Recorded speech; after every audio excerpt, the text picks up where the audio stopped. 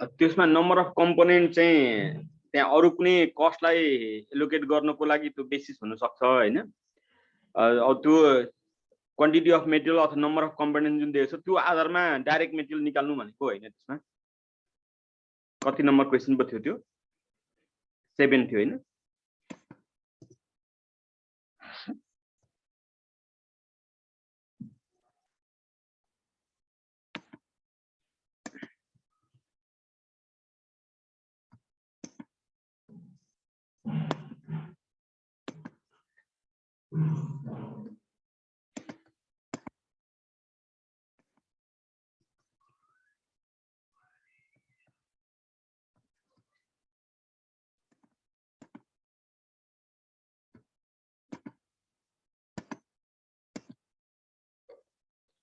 यही क्वेशन हैन। यसमा हामीलाई मेटेरियल कम्पोनेन्ट पर युनिट भनेको छ। यसमा हामीलाई क्वान्टिटी कम्पोनेन्ट अफ मेटेरियल यहाँनेरि चाहियो। यो मेटेरियल ह्यान्डलिङ कस्टलाई यो कस्ट डाइभेरिएट क्याल्कुलेट गर्नलाई कम नम्बर अफ कम्पोनेन्ट चाहिन्छ, त्यसको लागि मात्रै हो। यहाँनेरि मेटेरियल कस्ट पर युनिट भनेको छ। पर युनिट अफ कम्पोनेन्ट भनेको थियो भने कम्पोनेन्टलाई मल्टिप्लाई गर्थ्यौँ। यही हो। यो क्वान्टिटी अफ मेटेरियल निकालेको केसमा चाहिँ एकदमै ध्यान दिनुपर्ने कुरो के हो, यो मेटेरियलको रेटले चाहिँ आउटपुट युनिटलाई मल्टिप्लाई गर्ने हो कि मेटेरियललाई हो, त्यो चाहिँ ध्यान दिनुपर्छ। यो नभएको केसमा त हामीले समस्या भएन, यसले आउटपुट युनिटलाई नै हो। तर यो चाहिँ यो पनि आउटपुट पनि युनिटमा छ, यो पनि युनिटमा छ। यहाँनेरि के हो त भन्दा यो कम्पोनेन्टमा छ। त्यसकाले मेटेरियल चाहिँ केजीमा, कम्पोनेन्टमा, लिटरमा छ भने यहाँ पर लिटर भनौँ भने यसैलाई यो क्वान्टिटी अफ मेटेरियललाई नै मल्टिप्लाई गर्नुपर्ने हुन्थ्यो। त्यसकाले यहाँ चाहिँ मेटेरियल चाहिँ केजीमा छैन, कम्पोनेन्टमा छ। त्यसकाले यो कम्पोनेन्ट अफ मेटेरियल चाहिँ यहाँ मात्रै युज हुन्छ। यो डाइरेक्ट मेटेरियल निकाल्नलाई युज हुँदैन। डाइरेक्ट मेटेरियल चाहिँ 20 × 125, 25 × 125, 30 × 1250, 40 × 1250 नै गर्नु पर्यो।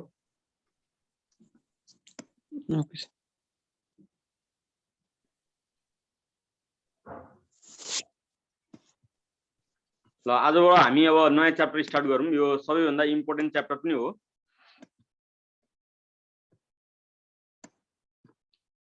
लङ क्वेसनमा आउने च्याप्टर।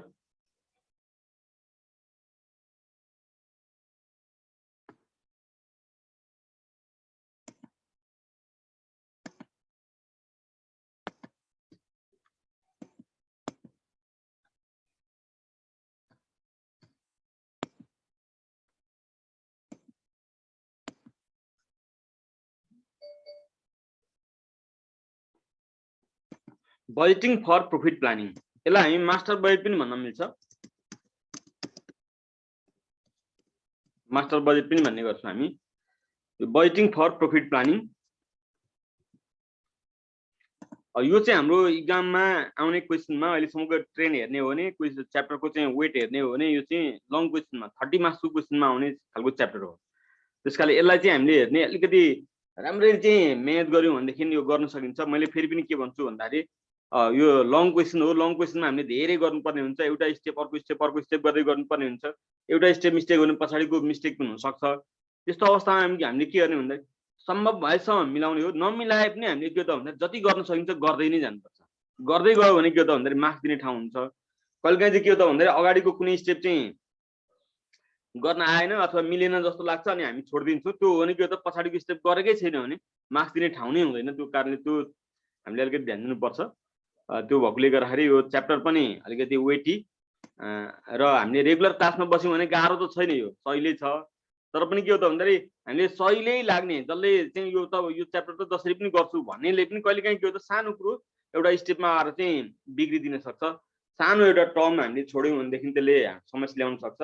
त्यो भए पनि मैले चाहिँ के भन्छु भन्दाखेरि अब 30 मार्क्सको क्वेसनमा हामीले चाहिँ सबै स्टेप गरेको छ भनेदेखि के हो 20, 22 आइ नै हाल्छ त्यो आउट अफ 30।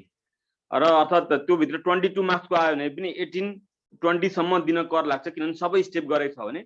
किनभने सबै मिल्ने कुरो भनेको कतिपय केसमा के हो त कन्फिडेन्स नभएको मिलिरहेको हुन्छ। कन्फिडेन्स हुने अथवा म त सबै गर्न सक्छु यो त सहिलै लाग्छ भन्नेको कहिलेकाहीँ के हो त सानो कुरो बिग्रिन सक्छ। अब बिग्रियो भन्ने कुरो हामीलाई फेरि थाहा हुन्छ। जान्नेलाई चाहिँ के हो त थाहा हुन्छ। के थाहा हुन्छ भन्दाखेरि मेरो चाहिँ यहाँनेरि बिग्रियो भन्ने थाहा हुन्छ। अनि त्योभन्दा पछाडि गरेन भने समस्या हुन्छ। किन समस्या हुन्छ भन्दाखेरि पार्शियल मार्क्स सिस्टम हुन्छ कि अकाउन्टमा चाहिँ। फाइनेन्समा जस्तो होइन, अकाउन्टमा चाहिँ जति गरेकोमा नमिले पनि मार्क्स दिने सिस्टम हुन्छ होला। फुलमा फुल आउँदैन, तर पनि कतिपय चाहिँ हामीले स्टुडेन्टमा के हो त भन्दाखेरि गर्दै गरेको छैन त मार्क्स कहाँ दिने भन्ने कुरो हुन्छ कि हामी कपी चेक गर्दाखेरि त्यो समस्या नहोस् भने चाहिँ यो च्याप्टर चाहिँ लामो हो।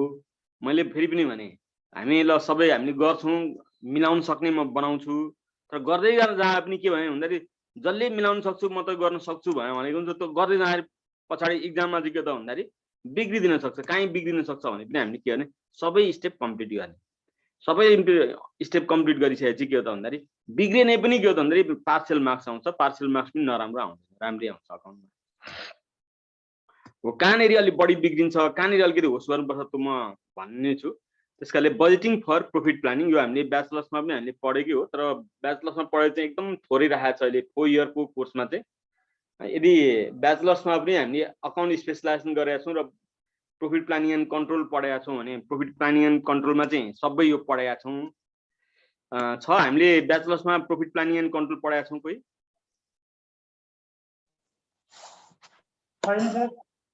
अकाउन्टमा पढेको सर ब्याचलरमा। अकाउन्टमा अकाउन्ट स्पेसलाइजेसन गरेको? हजुर सर।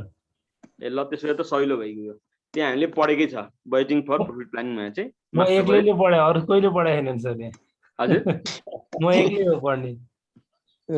ए ठिकै छ, पहिले पढेकै भए पनि हामी के नपढेकै जस्तो गरेर चाहिँ हामी पढ्छौँ। त्यसै यो भनेको मास्टर बजेट भनेको के हो त भन्दा एउटा मेजर बजेट भनेको हो, मुख्य बजेट भनेको यो भनेको बजेटिङ फर प्रफिट प्लानिङ भनेको each and every organization establish with the objective of earning profit हैन। जुनसुकै अर्गनाइजेसन पनि प्रफिट अर्न गर्नलाई चाहिँ इस्टाब्लिस भएको हुन्छ। तर म चाहिँ त्यो फलानुले पनि बिजनेस गरेछ, राम्रै कमाएको देखिएको छ, अर्कोले पनि गरेछ, त्यो साथीले पनि गरेछ, राम्रै कमाएको देखिएको छ भने चाहिँ म पनि त्यही काम गर्छु भन्दै गयो भने के हो त त्यहाँ सक्सेस हुँदैन। किन भन्दाखेरि हामीले कुनै पनि काम गर्नुपर्छ भने त्यसमा सक्सेस हुनु पर्यो भने एउटा के त सिक्वेन्शियल स्टेपमा चाहिँ के त हामीले पहिले नै प्री प्लान बनाउनुपर्छ।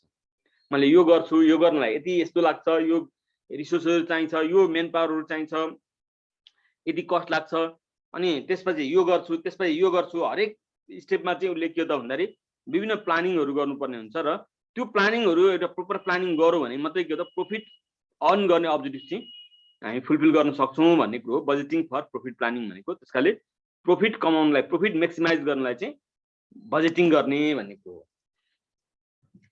हो। त्यो भनेको एउटा कुनै पनि अर्गनाइजेसन छ, त्यो अर्गनाइजेसनले गर्ने के कामहरू गर्छ त त्यो कामहरूको पहिले नै प्लान बनाउने कुरो नै के हो त यो बजेटिङ फर प्रफिट प्लानिङ हो, अर्थात् त्यसलाई हामी मास्टर बजेट पनि भन्छौँ। जस्तै एउटा कम्पनी रहेछ, त्यो म्यानुफ्याक्चरिङ कम्पनी रहेछ भने म्यानुफ्याक्चरिङ कम्पनीको काम के हुन्छ भन्दाखेरि कुनै र मेटेरियल पर्चेस गरेर ल्याउने, त्यसलाई प्रोडक्सन गर्ने, प्रोडक्सन गरेर बेच्ने, त्यो कुरो हुन्छ। भने त्यो भित्र चाहिँ के कामहरू आइपर्छन् ती सबै कुरोहरूको प्लान, एग्रिगेट प्लानलाई हामी मास्टर बजेट भन्छौँ। नन म्यानुफ्याक्चरिङ अर्गनाइजेसन पनि हुनसक्छ जसले चाहिँ रेडिमेड गुड्स पर्चेस गरेर ल्याएर त्यसैलाई सामान सेल्स गर्छ। कतिपय केसमा हुनसक्छ रेडिमेड गुड्स पर्चेस गरेर ल्याउने, त्यसलाई चाहिँ बल्क क्वान्टिटीमा चाहिँ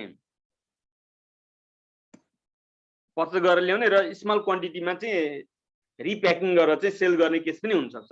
चाहे जेसुकै होस् त्यसले के गर्दैन भन्दाखेरि र मेटेरियल किन्दैन, र मेटेरियल नकिनेपछि उसले प्रोडक्सन पनि गर्दैन। नन म्यानुफ्याक्चरिङ कम्पनी भनेको त्यही हो।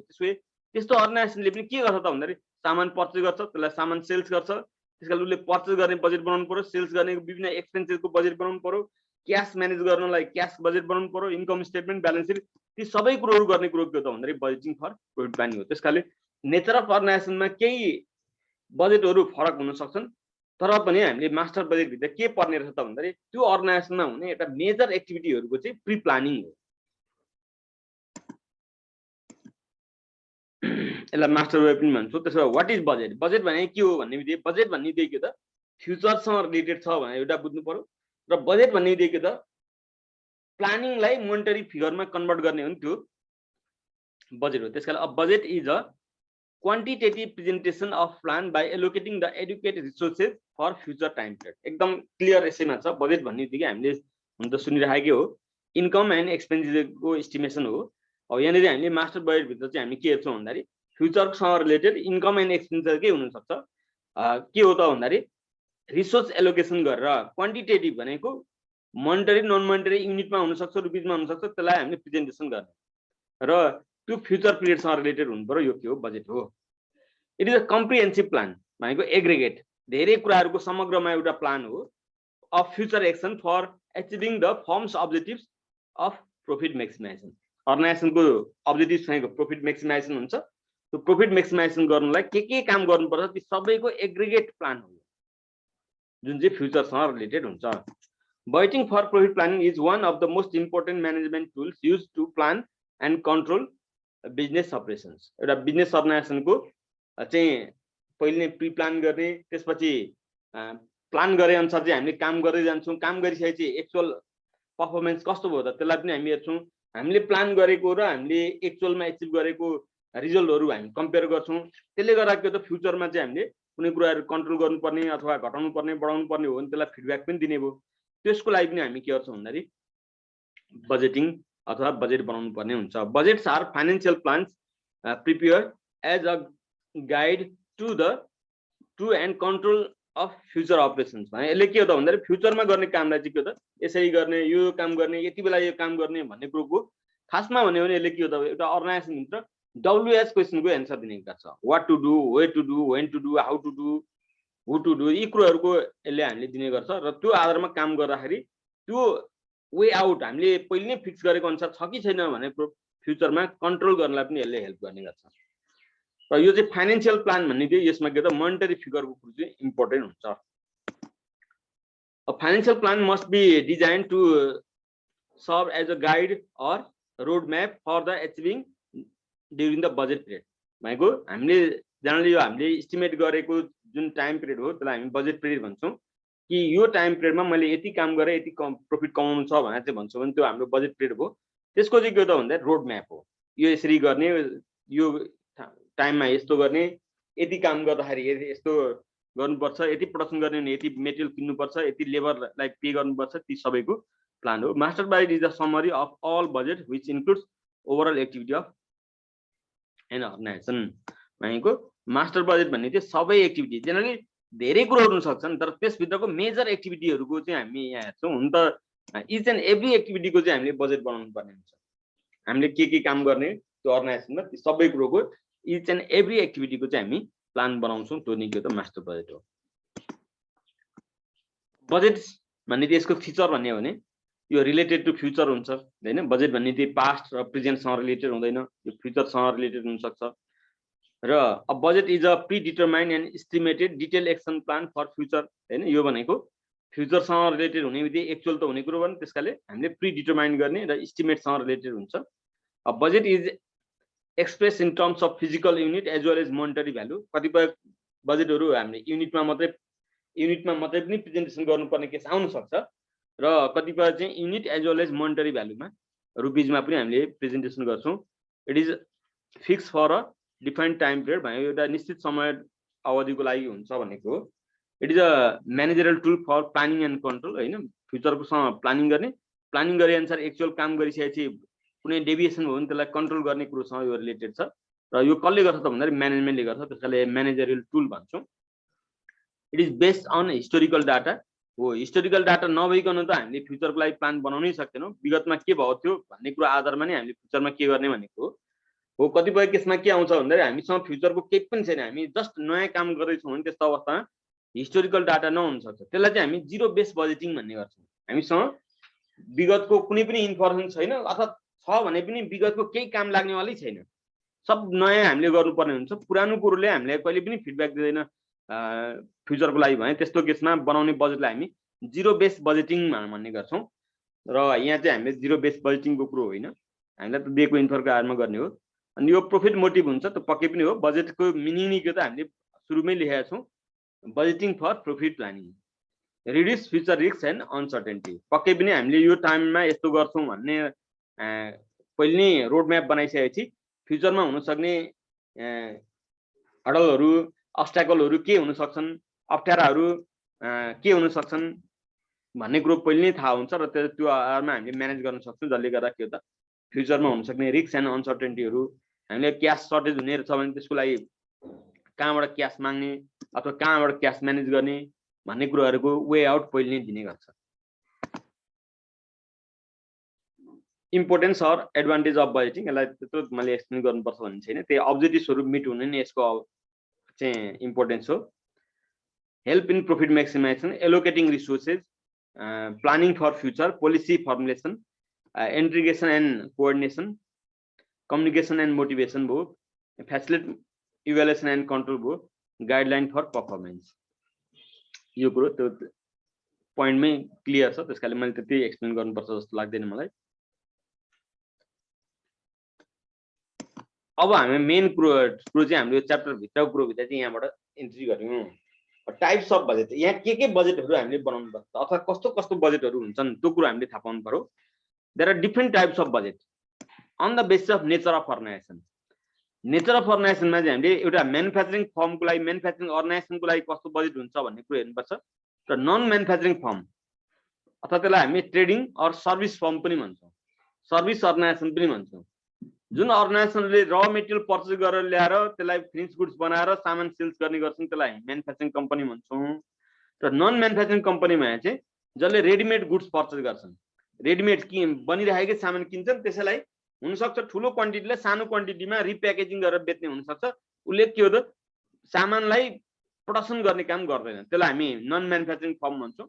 यो भित्र ट्रेडिङ भनेको पनि नन म्यानुफ्याक्चरिङ नै भयो र सर्भिस भने जस्तै बैंक, फाइनान्शियल कम्पनीहरु, इन्स्योरेन्स कम्पनीहरु पनि यसभित्र पर्छन्। त्यसकारण त्यस्ता अर्गनाइजेसनहरुले पनि प्लान त बनाउनु पर्छ, तर त्यो बैंक एन्ड फाइनान्शियल अर्गनाइजेसन इन्स्टिट्युसनहरुले, इन्स्योरेन्स कम्पनीहरुले त सामान प्रोडक्सन गर्ने, सेल्स गर्ने त गर्दैनन्। त्यसकाले त्यस्तो अर्गनाइजेसनहरुलाई हामी सर्भिस अर्गनाइजेसन भन्छौँ। त्यो दिन बाहेक अरु ल फर्महरु, इन्जिनियरिङ फर्महरु हुन सक्छन्, अडिट फर्महरु, सीए फर्महरु हुन सक्छन्, यो पनि सर्भिस अर्गनाइजेसनमा पर्छन्। भनेको as per needs nature of organization अनुसार चाहिँ दुई खालको क्याटेगोरीमा हामी डिभाइड गर्छौँ अर्गनाइजेसनहरुलाई। म्यानुफ्याक्चरिङ फर्महरुले के बनाउँछन् त भन्दा सेल्स बजेट बनाउँछन्, कति सेल्स गर्ने, कुन युनिट सेल्स गर्ने, कुन प्रोडक्टहरु सेल्स गर्ने, त्यो पनि हुन सक्छ। डिफरेंट टाइप्स अफ प्रोडक्ट पनि हुन सक्छ, कुन एरियामा सेल्स गर्ने, कुन टाइम पिरियडमा सेल्स गर्ने कुराहरु यहाँ हुन सक्छ। Production budget only for merchandise firm, sorry manufacturing firm, यो भनेको नन म्यानुफ्याक्चरिङमा बन्दैन, यो हामीले म्यानुफ्याक्चरिङमा मात्रै बन्छ भनेको। जसले र मेटेरियल किनेर प्रोडक्सन गर्छन् त्यसले मात्रै बनाउँछन् प्रोडक्सन बजेट। अनि direct material requirement budget for manufacturing firm अनि मेटेरियल पर्चेस बजेट, यो दुईटैलाई मेटेरियल बजेटमै पनि हामी राख्न सक्छौँ। त्यसै यो मेटेरियल किन्ने, मेटेरियल पर्चेस गर्ने, मेटेरियल कति चाहिन्छ भनेर डिटरमाइन गर्ने र त्यो अनुसार मेटेरियल किन्ने बजेट कसले बनाउनु पर्छ, म्यानुफ्याक्चरिङ अर्गनाइजेसनले बनाउनु पर्छ। डाइरेक्ट लेबर बजेट यो पनि म्यानुफ्याक्चरिङ फर्मले बनाउनु पर्छ, नन म्यानुफ्याक्चरिङ फर्ममा लेबर बजेट बन्दैन। अनि अर्को हो ओभरहेड बजेट। ओभरहेड बजेट भित्र factory overhead, office and administrative overhead, selling and distribution overhead, तीन खालको ओभरहेड हुन सक्छन्। यो ओभरहेड मध्ये अब यो क्वेसनले नै छुट्टा छुट्टै ओभरहेड बजेट बनाउनु भनेको छ भने हामी छुट्टा छुट्टै बजेट बनाउँछौँ, छैन भने हामी के गर्छौँ भन्दाखेरि सबैलाई एकै ठाउँ पनि बनाउँछौँ। Manufacturing overhead, office and administrative, selling and distribution सबैलाई एकै ठाउँ पनि बनाउन सक्छौँ। यो फ्याक्ट्री ओभरहेड भन्नु र म्यानुफ्याक्चरिङ ओभरहेड भन्नु एउटै हो है। र यो बनाउँदाखेरि चाहिँ हामीले के हेर्छौँ भन्दाखेरि कति टाइम पिरियडको बनाउने हो भन्ने कुरो हामी हेर्ने हो। त्यो आधारमा हामीले बजेट बनाउँछौँ। त्यो भित्र चाहिँ यो फ्याक्ट्री अर म्यानुफ्याक्चरिङ ओभरहेड चाहिँ factory or manufacturing overhead budget चाहिँ म्यानुफ्याक्चरिङ अर्गनाइजेसनले मात्रै बनाउँछ।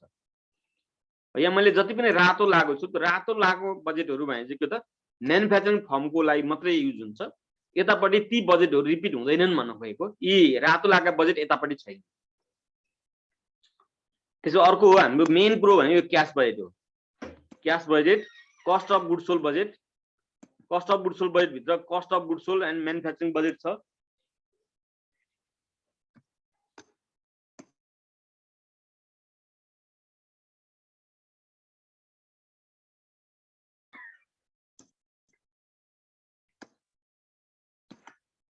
अब यो क्याश बजेट यो दुईटै बजेटमा बन्छ, दुईटै अर्गनाइजेसनमा बन्छ। Cost of goods sold budget, cost of goods sold budget भने वास्तवमा छुट्टै बजेट होइन।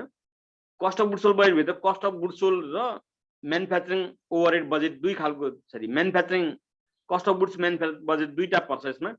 यो भने cost of goods sold budget भित्र नै cost of goods manufacture budget पर्छ र cost of goods sold, cost of goods manufacture budget बनिसकेपछि cost of goods sold budget बनाउने हो। त्यही एउटै फर्मभित्र तर यो सबै कुरो के हो त यो आई भित्रै पर्छ, इन्कम स्टेटमेन्ट भित्रै पर्छ। त्यसकाले यो छुट्टै बजेट चाहिँ होइन, यो एच को cost of goods sold budget भनेको इन्कम स्टेटमेन्ट भित्रै पर्छ। हामी पछाडि बजेटको फर्मेटहरुमा आखिरी हामी हेरिहाल्छौँ। यसलाई बजेटेड इन्कम स्टेटमेन्ट अथवा बजेटेड ब्यालेन्स सिट अथवा प्रोजेक्टेड इन्कम स्टेटमेन्ट भन्छौँ। अनि त्यसपछि हामीले लास्टमा बनाउने भनेको बजेटेड अथवा प्रोजेक्टेड ब्यालेन्स सिट हो कि हामीले एस्टिमेट गरेको टाइम पिरियडमा हाम्रो बजेट पिरियड भित्रमा हाम्रो पोजिसन, फर्मको पोजिसन, एसेट्स र लायबिलिटीको पोजिसन कस्तो हुन्छ त भन्ने कुरोसम्म हामीले यसमा बनाउनु पर्ने हुन्छ। यो भयो म्यानुफ्याक्चरिङ कम्पनीको केसमा। अनि यहाँनिर हेर्ने भने नन म्यानुफ्याक्चरिङ कम्पनीको केसमा यिनी बजेटहरू छन्। यहाँ मैले एउटा हरियो लागेको छु, त्यो हरियो लागेको बजेट बाहेक अरू सबै यता पनि छन्, म्यानुफ्याक्चरिङमा पनि छन्। त्यसकाले हामीले चाहिँ म्यानुफ्याक्चरिङ अर्गनाइजेसन हो कि नन म्यानुफ्याक्चरिङ अर्गनाइजेसन हो क्वेसनमा दिएको इन्फर्मेसनको आधारमा हेर्छौँ। र म्यानुफ्याक्चरिङ अर्गनाइजेसन हो भने यो रातो कुरोहरू हुन सक्छन् भन्ने कुरो मात्रै हो। कतिपय कुरोहरू हामीले टोटल हामीले इक्जाममा आउने क्वेसनमा यी सबै कुरोहरू गर्नुपर्ने आउँदैन। यो सबै क्वेसन आयो भने त 100 मार्क्स नै हुन्छ। अघि मैले सुरुमा पनि डिस्कस गरेँ, हाम्रो ब्याचलर्स 4th इयरमा अकाउन्ट स्पेशलाइजेसनमा चाहिँ प्रॉफिट प्लानिङ एन्ड कन्ट्रोल लिने हो भने करिब के हो त भन्दा 60 मार्क्स चाहिँ यही च्याप्टरबाट आउँछ। सेल्स बजेटबाट छुट्टै क्वेसन आउँछ, प्रोडक्सन बजेटबाट छुट्टै क्वेसन आउँछ, मेटेरियल बजेटबाट छुट्टै क्वेसन आउँछ, लेबर बजेटबाट छुट्टै क्वेसन आउँछ, ओभरहेड बजेटबाट छुट्टै आउँछ। अनि त्यो सबैको कम्प्लिसन अफ प्रॉफिट प्लानमा चाहिँ cash budget, income statement, balance seat, त्यो दिन अगाडिका बजेटहरूलाई पनि इन्क्लुड गर्ने गरी त्यो सबै कुरो छुट्टै क्वेसन आउँछ। लङ क्वेसनमा आउने थियो भने अब अहिले चाहिँ हामीले के हो त यो सबै लास्टको मैले भनेको जस्तो क्वेसन चाहिँ के हो त भन्दाखेरि 30 मार्क्ससम्ममा आउन सक्छ। 30 मार्क्समा नआए पनि त्यो 30 मार्क्सको क्वेसनभित्र 22 र 8 गरेर आउँदाखेरि 8 मार्क्सको थ्योरी आउन सक्छ। त्यसै हेर्ने एउटा नन म्यानुफ्याक्चरिङ अर्गनाइजेसनले अथवा सर्भिस अर्गनाइजेसनले अथवा ट्रेडिङ अर्गनाइजेसनले सेल्स बजेट त बनाउनै पर्छ। कति रुपिसको सेल्स गर्ने भन्ने कुरो हुनसक्छ, कुन कुन सामान सेल्स गर्ने हुनसक्छ, कुन कुन एरियामा उसले सेल्स गर्ने भन्ने कुरोको इस्टिमेसन गर्नुपर्ने हुनसक्छ, अथवा सर्भिस रेभिन्यू पनि हुनसक्छ, त्यसको बजेट पनि बनाउनु पर्ने हुनसक्छ। त्यसपछि यो हेर्ने हो भने यो मैले ग्रिन लाएको चाहिँ मर्केन्डाइज पर्चेस बजेट, यो भने चाहिँ मेटेरियल पर्चेस बजेट जस्तै हो। तर मेटेरियल पर्चेस बजेट चाहिँ प्रोडक्सन गर्नलाई चाहिने मेटेरियल किन्ने हो। यहाँ चाहिँ मर्केन्डाइज पर्चेस हामीले सामान सेल्स गर्नलाई के सामान सेल्स गर्ने त्यो त किन्नु त पर्यो नि त। हामीले सेल्स गर्न किन्ने सामानलाई मेटेरियल त भन्न मिलेन नन म्यानुफ्याक्चरिङ कम्पनीले, त्यसलाई चाहिँ मर्केन्डाइज गुड्स भन्छौँ। त्यसलाई मर्केन्डाइज पर्चेस बजेट बनाउनु पर्ने हुन्छ। त्यसपछि ओभरहेड बजेट, ओभरहेड बजेटभित्र हेर्नु त मैले यो फ्याक्ट्री ओभरहेड मैले हटाइदिएँ यहाँ, किनभने नन म्यानुफ्याक्चरिङ अर्गनाइजेसनमा फ्याक्ट्री ओभरहेड अथवा म्यानुफ्याक्चरिङ ओभरहेड आउँदैन। र office and administrative overhead, selling and distribution overhead छ नै छ। अनि cash budget, cost of goods sold budget यो पनि पर्छ। Cost of goods sold budget भने वास्तवमा छुट्टै होइन, यो इन्कम स्टेटमेन्ट भित्रै आउने हो। र cost of goods sold budget भित्र चाहिँ यो cost of goods manufacture budget पनि पर्छ। तर नन म्यानुफ्याक्चरिङमा त्यो cost of goods manufacturing budget पर्दैन, यसमा त्यो बाहेक नै हुन्छ cost of goods sold budget. र प्रोजेक्टेड इन्कम स्टेटमेन्ट र प्रोजेक्टेड ब्यालेन्स सिट त यो सेम नै भयो। यो हाम्रो टाइप्स अफ बजेट।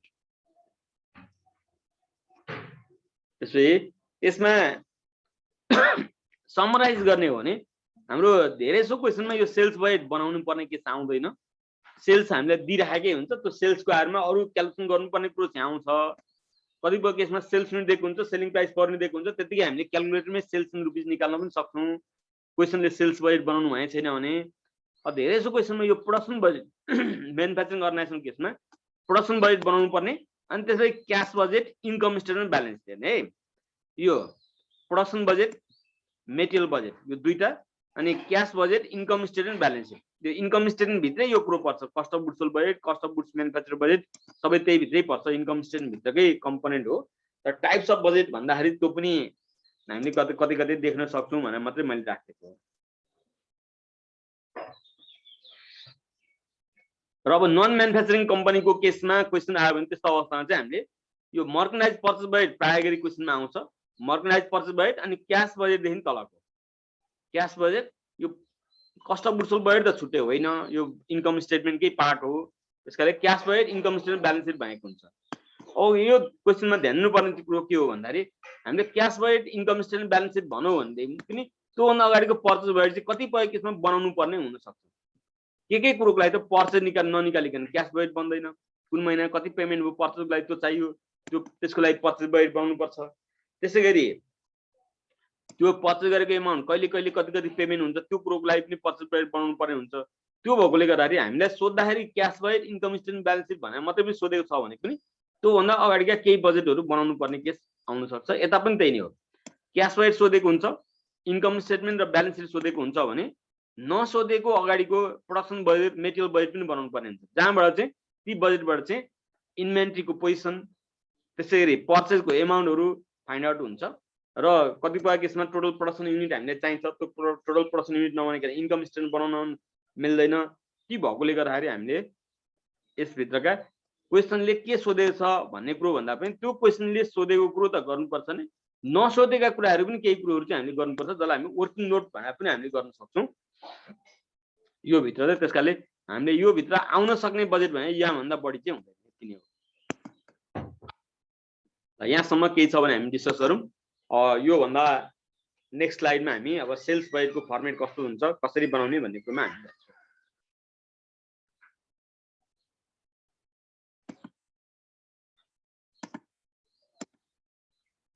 यहाँसम्म केही छ?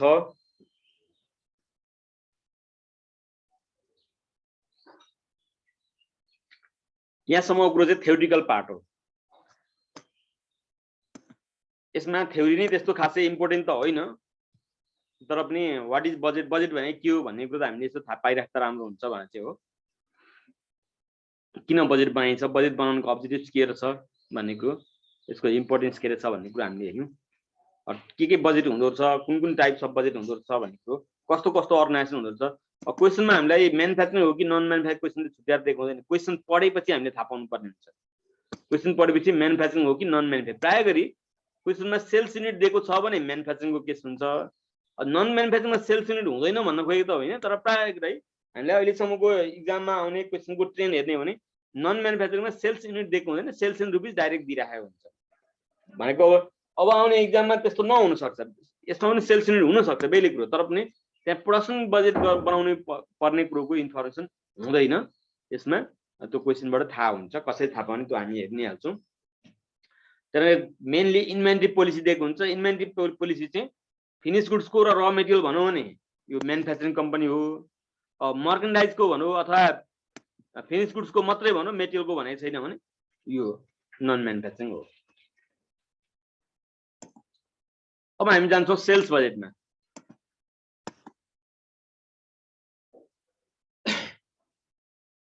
अलिकति धेरै बजेट बनाउनु पर्ने कुरो र अलिकति इम्पोर्टेन्ट बजेट भनेको पनि म्यानुफ्याक्चरिङ कम्पनीकै केसमा हो, अलिकति गाह्रो पनि भन्न सकिन्छ। म्यानुफ्याक्चरिङ कम्पनीको केस आयो भने त्यो अलिकति गाह्रो हो भन्न सकिन्छ। नन म्यानुफ्याक्चरिङ केस हो भने केही कुरोहरूमा सहिलो हुन्छ, कम्पेरेटिभली नन म्यानुफ्याक्चरिङ कम्पनीको क्वेसन आयो भने सहिलो हुन्छ, तर पनि सहिलो हुन्छ भने त्यसमा पनि केही छैन भन्ने त होइन हुन्छ। कम्पेरेटिभली भनेको अब त्यस्तो अवस्थामा क्वेसन हेरेर हामीले थाहा हुन्छ नेचर अफ अर्गनाइजेसन कस्तो छ भन्ने कुरो। यो दुइटैले सेल्स बजेट भने चाहिँ दुइटैले म्यानुफ्याक्चरिङ नन म्यानुफ्याक्चरिङ दुइटै नेचर अफ अर्गनाइजेसनले बनाउनु पर्ने हुन्छ। यो सेल्स बजेट भनेको के हो त भन्दाखेरि यदि म्यानुफ्याक्चरिङ कम्पनी हेर्ने हो भने हामी पहिले प्रोडक्सन गर्छौँ कि पहिले सेल्स गर्छौँ होला भनौँ त? पहिले प्रोडक्सन गर्ने कि पहिले सेल्स गर्ने? प्रोडक्सन। पहिले प्रोडक्सन गर्ने। त्यो रियलमा चाहिँ एक्चुअलमा चाहिँ पहिले प्रोडक्सन गर्ने अनि सेल्स गर्ने हो। तर बजेटमा चाहिँ के भनिन्छ भन्दाखेरि पहिले प्रोडक्सन गरेर प्रोडक्सन बजेट बनाएर सेल्स बजेट बन्दैन। पहिले सेल्स बजेट बनाइसकेपछि सेल्स कति गर्ने भन्ने फिक्स भएपछि अनि त्यसको लागि कति प्रोडक्सन गर्ने भन्ने कुरो हुन्छ। त्यसकाले बजेटमा चाहिँ पहिले सेल्स बजेट हुन्छ। त्यसकाले यो बजेट भनेको सबै बजेटको के हो त एउटा मेन पोइन्ट हो, फोकस पोइन्ट हो। सेल्स बजेटले नै सबै कुरो डिटरमाइन गर्छ। बजेटमा चाहिँ पहिले प्रोडक्सन होइन पहिले सेल्स हो। एक्चुअल रियालिटीमा चाहिँ प्रोडक्सन नगरिकन सेल्स हुँदैन। तर हामीले त इस्टिमेट गर्नु पर्यो नि त, कति प्रोडक्सन गर्ने भनेर हेर्नु पर्यो भने पहिले त कति सेल्स गर्ने त्यसको फोरकास्ट गर्नु पर्यो। त्यसकाले सेल्स बजेट बनाउनलाई चाहिँ हामीलाई यो सेल्स बजेट फेरि यति छ कि हामी मैले अघि भने क्वेसनमा त्यत्रो इम्पोर्टेन्ट चाहिँ हामीलाई छैन, तर पनि यो सेल्स बजेटबाटै छुट्टै क्वेसन आउँथ्यो ब्याचलर्समा चाहिँ अकाउन्ट स्पेसलाइजेसन गर्दा प्रफिट प्लानिङ एन्ड कन्ट्रोलमा। त्यो गर्दा चाहिँ के हो त सेल्स बजेटमा चाहिँ फर्मेटमा युनिफर्मिटी छैन। क्वेसन कस्तो छ क्वेसन हेर्ने हो, अनि क्वेसन हेरेर त्यो क्वेसन अनुसारको फर्मेट हामीले बनाउनु पर्ने हुन्छ। त्यो भएकोले गर्दा सेल्स बजेटको फर्मेट चाहिँ क्वेसन अनुसार हुन्छ, यो यस्तै फर्मेट हुन्छ भन्ने छैन। त्यही पनि हुन सक्ने सेल्स बजेटको फर्मेटहरू कस्तो कस्तो हुन्छ त भन्ने कुरो सरलाई डिस्कस गरौँ। कम्पनीको नाम हामी सुरुमा लेख्छौँ, सेल्स बजेट फर कुन कुन टाइम पिरियडको टाइम पिरियड छ भने टाइम पिरियड प्रोडक्ट छ भने प्रोडक्ट हामी लेख्छौँ फर 3 months इन्डिङ आषाढ होला अथवा के होला त्यो लेख्ने भए अथवा फर बाई वैशाख जेठ आषाढ त्यसरी पनि लेख्न सक्छौँ अथवा वैशाख टु आषाढ त्यसरी पनि लेख्न सक्छौँ जनवरी टु मार्च त्यसरी पनि लेख्न सक्छौँ हामीले टाइम पिरियड क्वेसनले तोकेको हुन्छ त्यसमा सबभन्दा पहिले सेल्स युनिट क्वेसनमा दिएको हुन्छ यो एकदम सिम्पल फर्मेट है सेल्स बजेटको सबभन्दा सिम्पल फर्मेट यो हो र प्राय गरी हेर्ने हामीले झरे जसो क्वेसनमा यही कुरो गर्नुपर्ने हुन्छ सिम्पल फर्मेटकै कुरो गर्नुपर्ने हुन्छ जुन चाहिँ हामी क्यालकुलेटरबाटै गरेर निकालिदिएका हुन्छौँ यहाँ के दिएको हुन्छ भने सबभन्दा पहिले सेल्स युनिट दिएको हुन्छ यो अनि सेलिङ प्राइस पर युनिट क्वेसनमै दिएको हुन्छ सेल्स इन रुपिज चाहियो सेल्स इन रुपिज कसरी निकाल्ने त सेल्स युनिटलाई सेलिङ प्राइस पर युनिटले मल्टिप्लाई गर्ने सपोज सेल्स युनिट चाहिँ 8000 युनिट रहेछ सेलिङ प्राइस पर युनिट चाहिँ ₹20 रहेछ भने सेल्स इन रुपिज कसरी आउँछ त 8000 into 20 गरेर आउँछ यसरी ल जेठमा पनि सेल्स युनिट 9000 युनिट रहेछ हरेक महिनामा सेलिङ प्राइस पर युनिट त चेन्ज हुने कुरो भएन 20 नै रहेछ भने अब सेल्स इन रुपिज कति त भन्दाखेरि 1,80,000 आषाढमा पनि सेल्स युनिट रहेछ ल मान्यो यो 10,000 युनिट रहेछ त्यसै यसको पनि सेलिङ प्राइस पर युनिट त चेन्ज हुने कुरो भएन ₹20 यसैलाई हामी के गर्छौँ सेल्स युनिटको पनि टोटल गर्छौँ सेल्स इन रुपिजको पनि टोटल गर्छौँ जस्तै 10,000 9,000 19,000 19,000 8,000 गर्दा 27,000 हो रेटको टोटल गर्न मिल्दैन त्यसकाले रेटमा टोटल राख्दैनौँ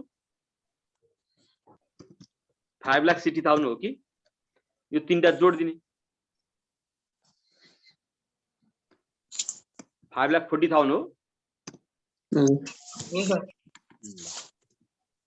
यसरी त्यो पर्टिकुलर कोलम भन्दा पछाडीको दुईवटा लाइन चाहिँ किन सर यो रिफरेन्स यो त्यहाँ यता ए कुन यता यो के पनि हैन यो के हैन यो तलको फर्मेट बनाउँदाखेरि एउटा कोलम एक्स्ट्रा बसेछ यसलाई मैले हटाएन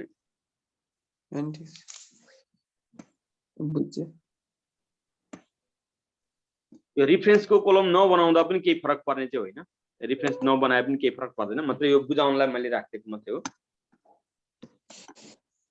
अब हेर्ने अहिले त हामीले के त एउटा कुनै प्रोडक्ट रहेछ त्यो चाहिँ वैशाख जेठ आषाढ तीनटा महिनाको रहेछ भने त्यस्तो अवस्थामा यसरी बजेट बनाउने भन्ने कुरो र मैले अहिले पनि भने यो चाहिँ हामीलाई बजेट सेल्स बजेट बनाउनु भनेको छैन भने हरेक जस्तो क्वेसनमा हामीले के त यो यही हो हामीले गर्ने भने चाहिँ यो सेल्स बजेटको फर्मुला यो चाहिँ आइ नै राखेकै हुन्छ यो गर्नु भनेको छैन सेल्स बजेट बनाउनु भनेको छैन डाइरेक्ट हामीले के त सेल्स युनिट दिएको छ selling price per unit multiply गर्ने सेल्स इन रुपिज हामीले राख्ने यो सेल्स इन रुपिजको आधारमा चाहिँ धेरै कामहरू गर्नुपर्ने हुन्छ क्याश बजेट बनाउँदाखेरि त्यसको कलेक्सन गर्ने कुराहरू आउन सक्छन् त्यसै गरी अरू एक्सपेन्सहरू चाहिँ सेल्सको 80% भनेको रहेछ भने त्यस्तो अवस्था त्यही सेल्स रुपिज हामीले चाहिने हुन्छ युनिट होइन रुपिज चाहिने हुन्छ त्यसकाले ती सबै कुरोलाई हामीले गर्ने धेरै जसो युज हुने कुरो चाहिँ हामीले कपीमा प्रेजेन्टेसन यसरी नगरौँला तर पनि हामीले यो र यो मल्टिप्लाई गरेर सेल्स रुपिज निकाल्ने केस चाहिँ प्राय गरी म्यानुफ्याक्चरिङ कम्पनीको केस आयो भने हरेक जसो क्वेसनमा हुन्छ अब अलिकति सेल्स बजेटमा अलिकति यो भन्दा अलिकति अरू कन्डिसन के हुन सक्छ टाइम पिरियड मात्रै दिएको केस त्यो माथि चाहिँ यहाँ टाइम पिरियड पनि दिएको छ प्रोडक्ट पनि दिएको छ यदि एउटा कम्पनीले एउटा मात्रै प्रोडक्ट प्रडक्सन गर्छ भने त्यसरी गर्दा भयो तर कम्पनीले 2 अथवा 2 भन्दा बढी प्रोडक्ट प्रडक्सन गर्छ भने त्यस्तो अवस्थामा र डिफ्रेन्ट टाइम पिरियड देखाउनु पर्यो भने त्यस्तो अवस्था हाम्रो फर्मेट चाहिँ अलिकति स्लाइटली डिफ्रेन्ट हुन्छ अब प्रोडक्ट यतापट्टि राख्ने क्वार्टर यतापट्टि राख्ने क्वार्टर हुन सक्छ जनवरी फेब्रुअरी मार्च हुन्छ वैशाख जेठ असार हुन सक्छ टाइम पिरियड जे माथि छ त्यो यतापट्टि राख्ने टाइम पिरियड यतापट्टि राख्ने यो जरुरी छैन टाइम पिरियड यतै राख्नुपर्छ भने टाइम पिरियडलाई यतापट्टि राख्दा पनि हुन्छ क्वार्टर 1 क्वार्टर 2 क्वार्टर 3 क्वार्टर 4 अनि टोटल अनि यो प्रोडक्ट P1 P2 यतापट्टि राख्दा पनि केही फरक पर्दैन त्यसकाले यो सेल्स बजेटमा फर्मेटमा युनिफर्मिटी पनि छैन र फर्मेट यही हुनुपर्छ भने चाहिँ फेरि भन्ने पनि छैन मात्रै के हो त दिएको क्वेसन अनुसार चाहिँ कुन चाहिँ एउटा अप्टिमम फर्मेट हो त्यो चाहिँ आफै जज गर्ने हो एउटा स्टुडेन्टले बनाएको फर्मेट र अर्कोले बनाएको फर्मेट फरक हुन सक्छ एन्सर मिस्टेक हुँदैन अर्थात् हामीले गरेको क्यालकुलेसन मिलेको छ भने फर्मेट चाहिँ मिलेन भन्ने कुरा हुँदैन त्यसै अब यसमा जस्तै क्वार्टर 1 क्वार्टर 2 क्वार्टर 3 क्वार्टर 4 यसरी रहेछ अरे अथवा यसमा पनि वैशाख जेठ आषाढ त्यसरी पनि हुन सक्छ अथवा जनवरी फेब्रुअरी मार्च हुन सक्छ चाहे जेसुकै होस् यसमा पनि हामीले के त दुईटा प्रोडक्ट छ P1 P2 अथवा प्रोडक्ट एक्स वाई अथवा कुनै एउटा प्रोडक्टकै नाम नै पनि दिएको हुन सक्छ। यदि एक भन्दा बढी प्रोडक्ट छ भने प्रोडक्टको नाम राख्ने। अनि यसमा हामीले के त दिएको हुन्छ सेल्स युनिट दिएको हुन्छ। ल मानियो अहिलेको माथिको चाहिँ प्रोडक्ट ए कुरा छ 8000 9000 10000 ल 11000 र सर ल क्वार्टरली बेसिसको sales. Selling price per unit यहाँनिर एउटा कोलम थप्दा पनि हुन्छ। सेलिङ प्राइस पर युनिटको एउटा कोलम थप्दा पनि हुन्छ। ठाउँ छ भने समस्या हुँदैन। यदि कहिलेकाहीँ के त धेरैवटा प्रोडक्ट भइदिन्छन्, कहिलेकाहीँ प्रोडक्ट पनि एरिया पनि हुन्छ। त्यस्तो अवस्थामा हाम्रो यदि अट्दैन भने सेलिङ प्राइस पर युनिट माथि राखिदिने के। अघि हामीले 20 राखेको 20 राख्ने। यसरी प्रोडक्ट P2 पनि रहेछ। प्रोडक्ट P2 को सेलिङ प्राइस पर युनिट 10 रहेछ। यसको सेल्स युनिट चाहिँ 12000 रहेछ, 11000 रहेछ, 10000 रहेछ। घट्दो क्रममा रहेछ। ल म्यान इक्जाम्पल त हो, हामीले प्रोब्लम अनुसार त्यही अनुसार गरौँ ल। अहिले चाहिँ हामीले एजुम गरेर फिगर। त्यसो अब हामीले सेल्स इन रुपिस कसरी निकाल्ने त भन्दा यो सेल्स युनिटलाई यो 20 ले मल्टिप्लाई गर्ने। 1,60,000 9,000 into 20 1,80,000 2,20,000। अब सेल्स युनिट को पनि टोटल गर्ने, रुपिस को पनि टोटल गर्ने।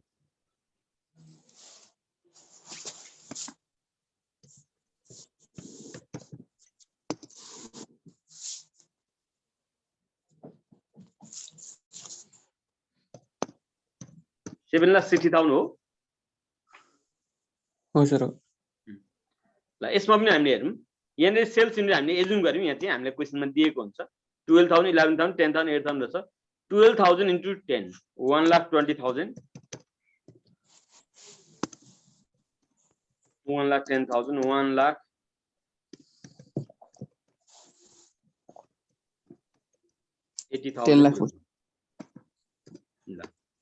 ल यसको पनि सेल्स युनिट जोड्ने 41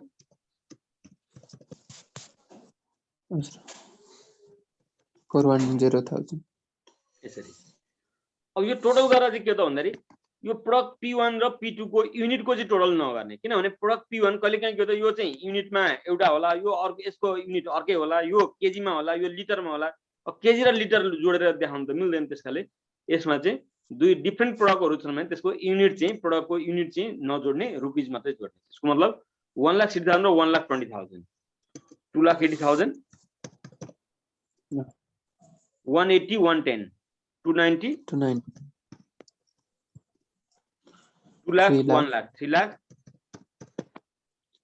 र लास्टमा 220 र 80 गरेर 3 लाख। अब यो चारवटा जोड्दिने यहाँ 6 4 10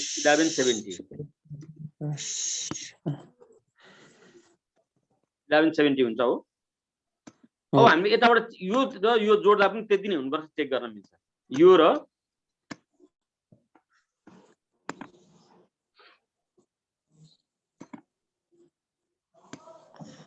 यो दुईटा जोड्दाखेरि पनि यति नै हुनुपर्छ।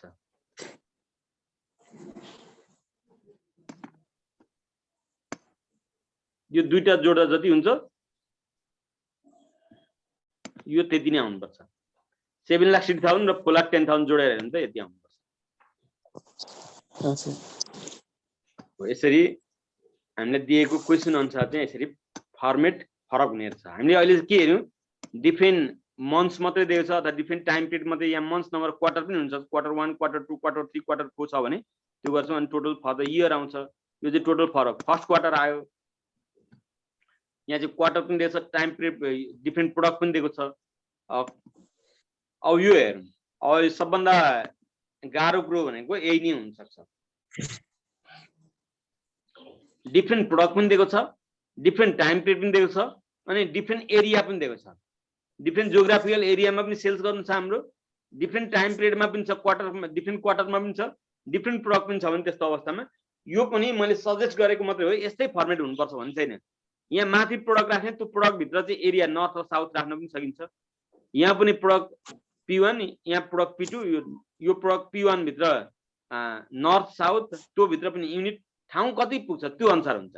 हाम्रो कपीले कति सपोर्ट गर्छ त्यो अनुसार हामीले फर्मेट चाहिँ हार्ड एन्ड फास्ट यस्तै हुनुपर्छ है भन्ने कुरो चाहिँ छैन। प्रोडक्ट एरिया र टाइम दियो भने अथवा एरियाको ठाउँमा चाहिँ हामीले के हुन्छ रिजन पनि भन्न सक्छ, जियोग्राफिकल रिजन त्यो दियो भने त्यस्तो अवस्था यस्तै फर्मेट हुन्छ भन्नुपर्छ भन्दिनँ म। जस्तै कतिपय केसमा के हो त भन्दाखेरि क्वार्टरलाई माथि राख्दा पनि मिल्छ। प्रोडक्ट P1 भित्र चाहिँ नर्थ साउथ अनि प्रोडक्ट P2 भित्र नर्थ साउथ अनि क्वार्टर माथि राख्दा त्यसरी गर्दा पनि हुन्छ, केही फरक पर्दैन। त्यसकाले यहाँ चाहिँ एउटै प्रोडक्ट हो, त्यसकाले एउटै प्रोडक्टको केसमा हामीले कसरी गर्ने, एउटा प्रोडक्टको दुईटा एरियामा चारवटा क्वार्टरमा अथवा मन्थ्स पनि हुन सक्छ। त्यो अर्को प्रोडक्टमा हो भने एउटा प्रोडक्टको सक्ने अनि अर्को प्रोडक्टको गर्ने, त्यो गर्दाखेरि सजिलो हुन्छ। नत्र भने हाम्रो फर्मेटमा यहाँ स्लाइडमा गाह्रो पनि हुन सक्छ मलाई हटाउन त हुन्छ, तर अल्टरनेटिभ हामी के पनि गर्न सक्छौँ। यो यहाँ P1 यहाँ P2 P1 भित्रै के हो त भन्दाखेरि नर्थ साउथ अनि त्यसपछि यो भित्र पनि नर्थ भित्र पनि sales unit selling price per unit sales in rupees, south भित्र पनि sales in unit selling price per unit sales in rupees. यो हाम्रो फर्मेट चाहिँ लामो चाहिँ हुन सक्छ, तर त्यसरी बनाउँदा पनि केही फरक पर्दैन। हामीले देख्न सक्छौँ कि मैले अहिले जसरी फर्मेट बनाएर देखाइरहेको छु त्यस्तै हुन्छ भन्ने चाहिँ होइन भन्न खोजेको मात्रै हो। एउटा सजेस्टेड फर्मेट हो यो, यसरी गर्न सकिन्छ भन्ने कुरो।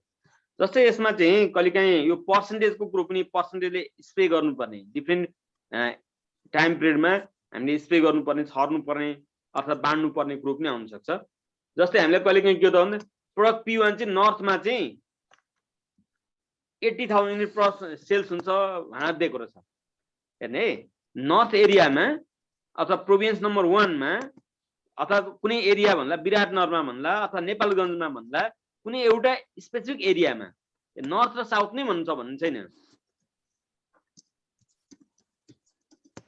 विराटनगर र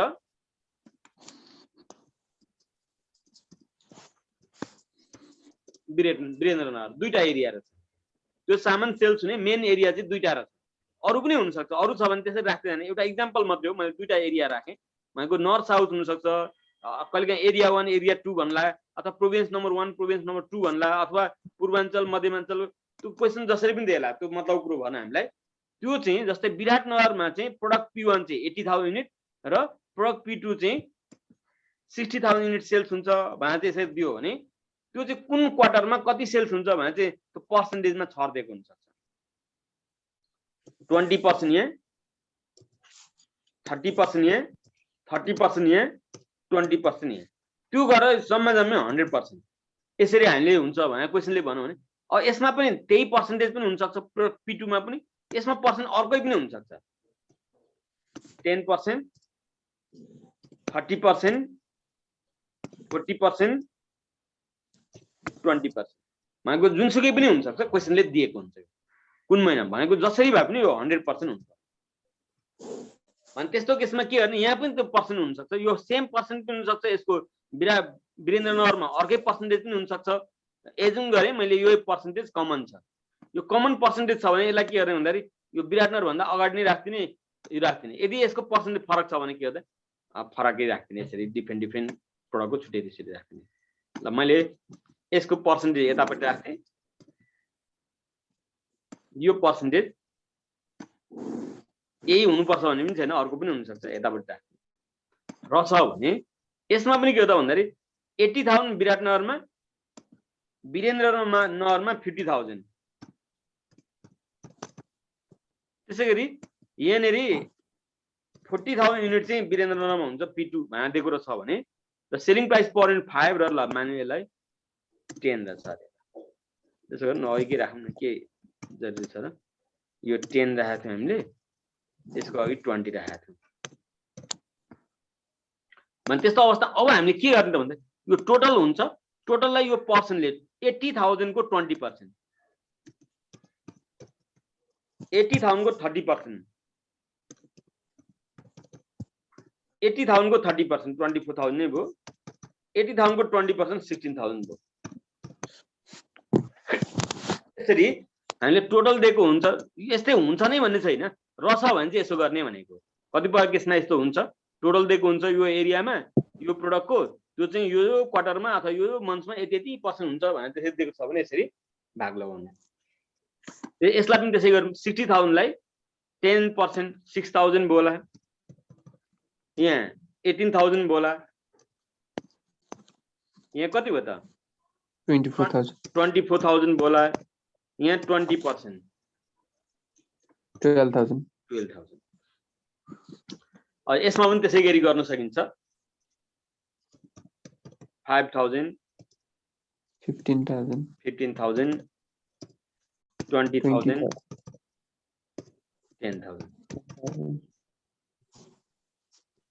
8,000 आज अनिललाई मैले देखिन जस्तो लाग्छ अनि सर रोपाइँ गर्न जानु भएको छ अरे गाउँमा सायद हो अस्ति त्यसै भन्नुहुन्थ्यो आउनुभयो कि नै थाहा छैन ए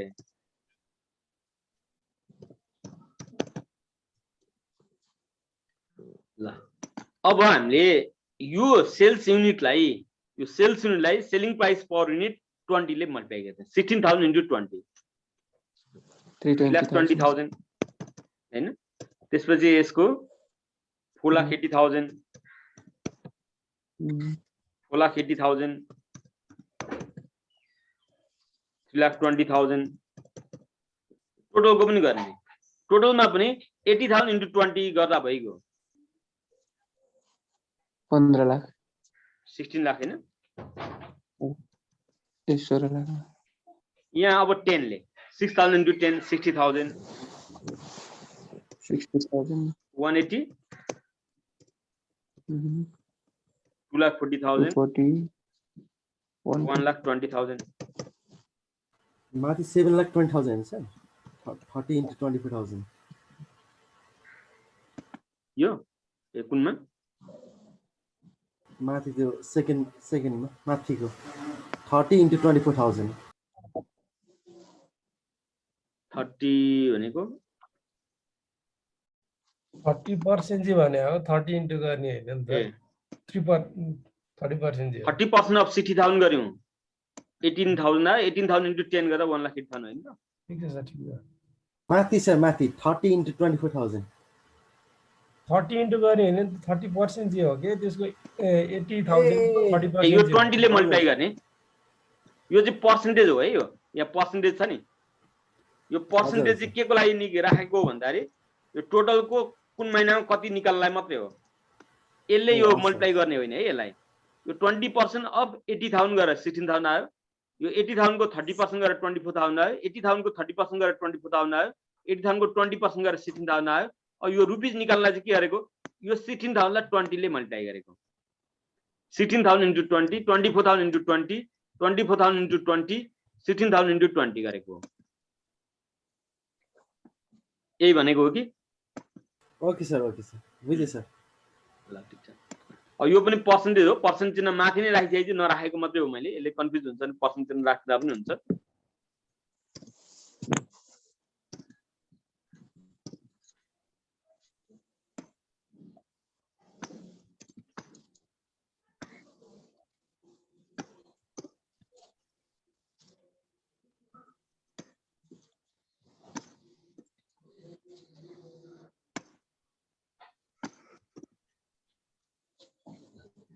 यसमा पनि त्यही नै हो अब समस्या कुरो भएन एउटा कुरो मैले देखाउन खोजेको 5,000 into 20 गर्ने सेलिङ प्राइस पर्ने चाहिँ 20 हो 5,000 into 20 लाख हो 15,000 into 20 3 lakh 20,000 into 20 4 lakh 10,000 into 20 2 lakh यो तलको के त यो चारवटा जोड्दा र 50,000 into 20 गरेर एउटै आउनु पर्छ के 10 लाख 10 लाख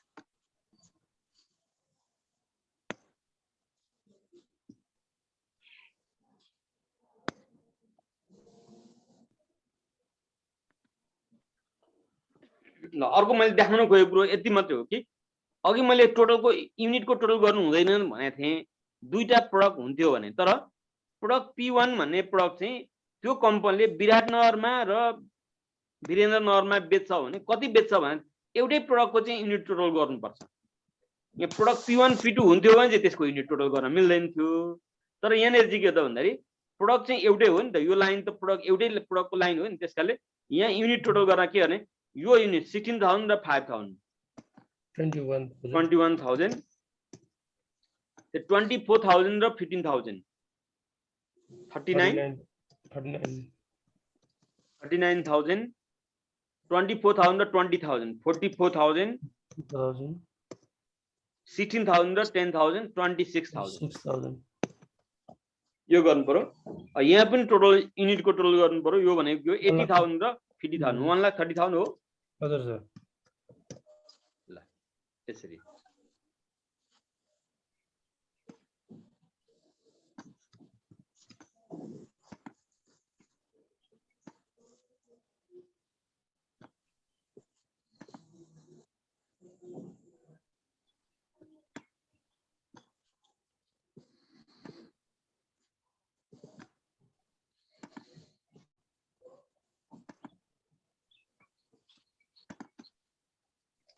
अब मैले यसलाई म सिकाइदिन्छु यो कसरी गर्ने भन्ने कुरो हामीले करिकन थाहा पाइसक्यौँ यो रुबी एमाउन्टको टोटल भने कसरी निकाल्ने भन्दाखेरि यो 3,20,000 यो एमाउन्ट र यो एमाउन्ट राख्ने यसको पी प्रोडक्ट P1 नै हो यो पनि P1 नै हो र यो चाहिँ विराटनगरमा 3,20,000 को सेल्स हुने छ वीरेन्द्रनगरमा 1 लाख को सेल्स हुने 4,20,000 भयो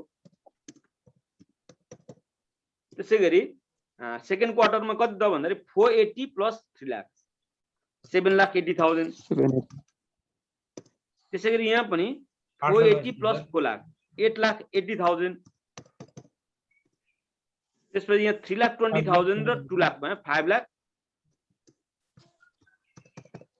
यो चेक गर्न पनि मिल्छ यो चारवटा जोडेर भने त कति हुन्छ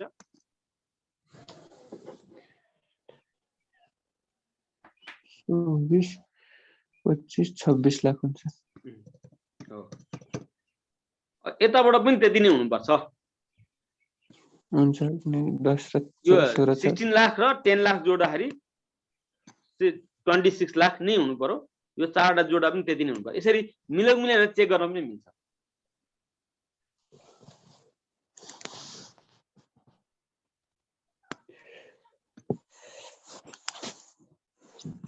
ल यसलाई पनि हामीले त्यसै कम्प्लिट गर्न सक्छौं युनिट एमाउन्ट जोड्नलाई यहाँ के गर्नु पर्यो 10 ले मल्टिप्लाई 8,000 into 10 80,000 24,000 into 10 2,40,000 होला 2,40,000 नै भयो यो पनि 80,000 नै भयो यो पनि यो कति भयो त भन्दाखेरि 40,000 into 10 4 लाख यसमा टोटल गर्ने भने युनिट जोड्नु पर्यो यो 6,000 र 8,000 14,000 4 लाख भएन होला सर भएन 6 लाख भयो होला 4 4 80 560 ल यहाँ त्यसै मिलेन 40 होला यो हेर्नु त यो 40,000 को 20% कति 8,000 हो 40,000 को 30% भनेको 24,000 होइन 12,000 यसरी थाहा भइहाल्छ कि 12,000 भयो 12,000 रहेछ त्यसै यो पनि मिलेन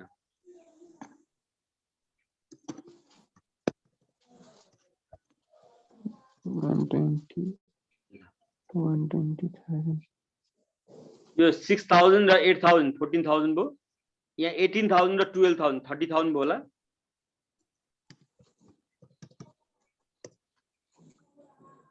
24,000 र 12,000 36 र लास्ट को 12,000 र 8,000 20,000 यो त प्रोडक्ट पी हो प्रोडक्ट P2 हो P2 को रेट 10 हो त्यसकाले यो टोटल युनिट भने कति भन्दा युनिटको टोटल त यहाँ गर्न मिलिहाल्यो यो 60,000 र 40,000 गरेर 1 लाख युनिट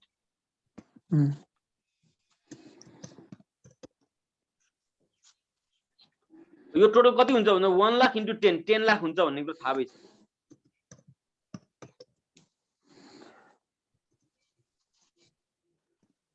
10 लाख हुन्छ भन्ने कुरा थाहा भइसक्यो हामीलाई हेरौँ माथिबाट मिल्छ कि मिलेन त्यो मिलेन भने थाहा भइहाल्छ हामीलाई त्यसो यहाँ 1,40,000 होला 3 लाख होला 3,60,000 2 लाख यो जोडेर पनि हेर्नुपर्छ यो 80,000 120 2 लाख ठिक छ 240 120 360 ठिक छ 180 123 लाख ठिक छ 60 80 120 ठिक छ। अब हामीले ग्रान्ड टोटल गरेर चाहिँ हामीले के गर्ने भन्दाखेरि यो टोटल गर्नु पर्दैन, पर्सेन्टेज टोटल गर्नु पर्दैन, यो दुईटा प्रोडक्टको युनिट जोड्न मिल्दैन भनेको यहाँ हो। दुईटा प्रोडक्टको विराटनगरमा P1 र P2 कति युनिट बेचिएको छ भने होला ठिक छ, दुईटै केजी केजीमा लिटर लिटरमा अथवा युनिट युनिटमा रहेछ भने कार्टुन कार्टुनमा रहेछ भने पिस पिसमा रहेछ भने जोड्दा केही फरक नपर्ला। तर कहिलेकाहीँ यसको युनिट चाहिँ केजीमा होला, यसको युनिट चाहिँ क्विन्टलमा होला भने केजी र क्विन्टल जोडेर त राख्न मिलेन। त्यसकाले त्यो मेजर गर्ने क्वान्टिटी फरक फरक हुन सक्छ। त्यसकाले डिफ्रेन्ट प्रोडक्टको चाहिँ टोटल युनिटमा गरिँदैन, रुपिजमा गर्न मिल्छ। 16 लाख र 6 लाख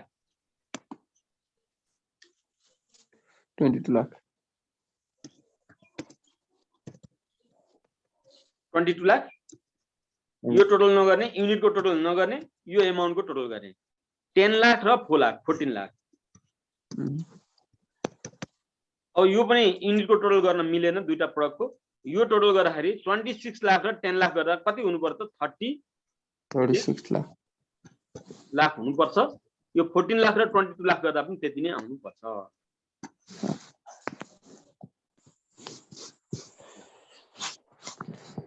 सेल्स बजेट बनाउन सक्ने कन्डिसनहरु मैले यसमा भने। यहाँसम्ममा केही छ भने भनौँ, हामी करिब आजको क्लासको टाइम पनि सकिन लागेको छ।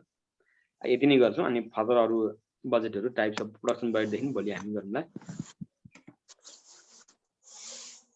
हुन त यो बिचमा पनि हामी सबै घरमै भएको बेला हो, यो बन्द खुलेपछि भन्दा त्यति बेला क्लास गर्न पाएको भए हुन्थ्यो। कलेजले बिदा गर्ने भन्ने कुरो भयो। मैले चाहिँ क्लास गर्दा पनि हुन्थ्यो होला, तर पछाडि फेरि कसैले क्वेसन गर्ने ठाउँ आइदिन्छ भनेर चाहिँ मैले चाहिँ क्लास गरौँ भनेर भनिन। होइन नि, यो च्याप्टर हामीले करिब यति बेला सकेका हुन्थ्यौँ। बिदा जरुरी थिएन सर। बिदा जरुरी नै थिएन नि, घर बसेर गर्ने। ल हामी जतिसम्म म एटेन्डेन्स लिन्छु अनि त्यसपछि हामी आज यति गरौँला। यहाँसम्म केही हामीले डिस्कस गर्नुपर्ने, केही छलफल गर्नुपर्ने छ भने म त यति बुझ्नु पर्यो। सेल्स बजेट खासै हामीलाई आवश्यक पर्ने चाहिँ होइन। आवश्यक पर्ने भने चाहिँ यही फर्मेट हो, सिम्पल फर्मेट नै हो। यहाँ डिफ्रेन्ट रिजनको दिएको, डिफ्रेन्ट प्रडक्टको दिएको के खासै आउँदैन हामीलाई कम्प्लिट क्वेसन आउँदा चाहिँ। तर सेल्स बजेटमा आउन सक्ने कन्डिसनहरु यस्तो यस्तो हुन्छ भन्ने मात्रै मैले गरेको।